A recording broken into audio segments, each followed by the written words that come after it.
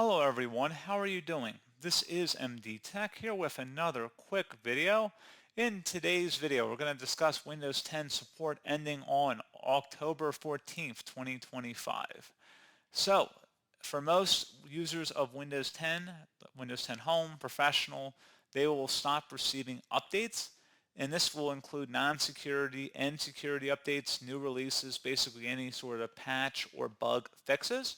So once it reaches end of support on October 14th, 2025, it'll no longer be supported through regular updates. Now, Microsoft has said that they will offer the extended security update program for Windows 10 home users, or I should say non-commercial users. So this was a thing back with Windows 7 that they offered extended security updates, and then depending on certain enterprise programs, even earlier versions of Windows and server versions of Windows also experienced additional support. You'd have to pay for it, of course, and that's what Microsoft looks like they're setting up for Windows 10 Home and Professional editions come next year. It hasn't been finalized yet, but at the time of this recording, it hasn't been set in stone. But considering that the market usage of the Windows 10 operating system among Microsoft Windows users, I think is still about 60-70% as of the time of this recording. There's certainly an incentive to provide updates, paid updates to those users, and it's a very similar underlying operating system for Windows 10 and Windows 11, so they really don't have to probably retool the updates very much between the two operating systems. So there's certainly a component there you want to consider that if you really need Windows, you can keep paying for updates. Now, you may ask yourself, what happens if you don't pay for updates? Your computer will still work. You just will notice that over time, your system will become more vulnerable to malicious software on the internet. Like I said, there aren't any more patches being released for Windows. Now, you can use third-party antivirus software. There's still antiviruses that support Windows XP in 2024, believe it or not. I believe Avast and AVG, free antivirus, both support Windows XP. I think Trend Micro even supported Windows 2000. That was a paid software suite, but I think they supported Windows 2000 up until a few months ago, I think, which is kind of interesting if you really wanted to, know about some, off the wall sort of facts. But there's certain reasons why you probably don't want to use Windows beyond just the security updates. Once it passes 2025, browsers probably will support Windows 10 for at least a few more years. Mozilla Firefox probably will support Windows 10 until 2027 or later, and Chrome will probably be in a similar position. You do have to keep in mind there are long-term service branches of Windows 10 that I think are supported up until like 2032, something around there.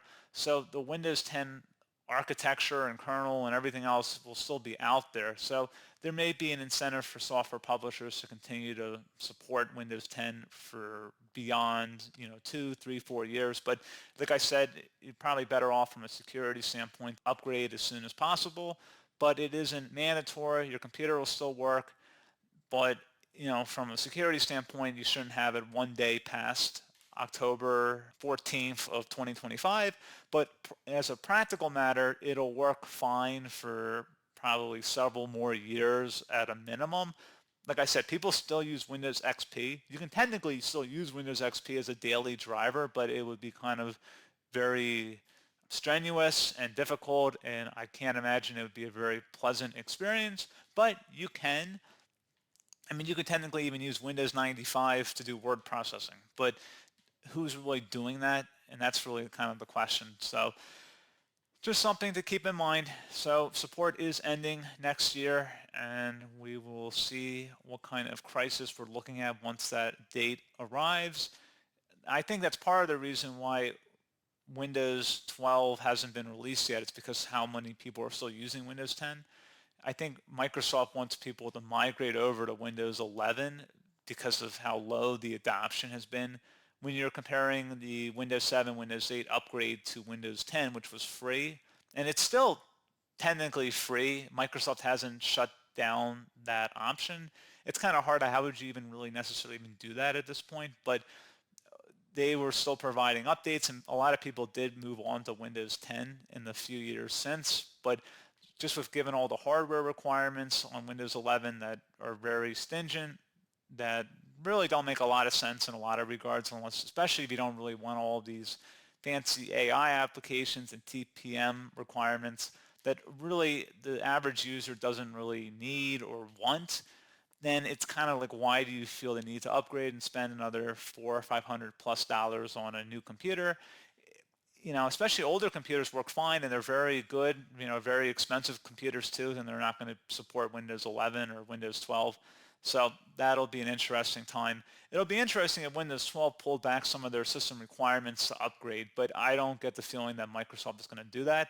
I think that a lot of computer manufacturers were probably disappointed with Microsoft about pushing Windows 10 as a free update, because traditionally people would have to go buy a new computer and it would come with a new version of Windows. Now you could upgrade from Windows 7 to Windows 10 and you got all this extra support, and you didn't have really a need to go buy a new computer at that point. So, I think Microsoft probably has their hands tied a little bit here, and then they're like, okay, we're going to push up really difficult hardware requirements for the next version of Windows, which happened to be Windows 11, and probably subsequent versions too. We'll see, but that remains to be said. We will see where Microsoft is. They kind of change by the month, by the day. New information comes out, so we'll see. But anyway, just wanted to make a brief video on the subject. Hope I was able to give you guys some information that was useful, and I look forward to catching you all in the next video. Goodbye.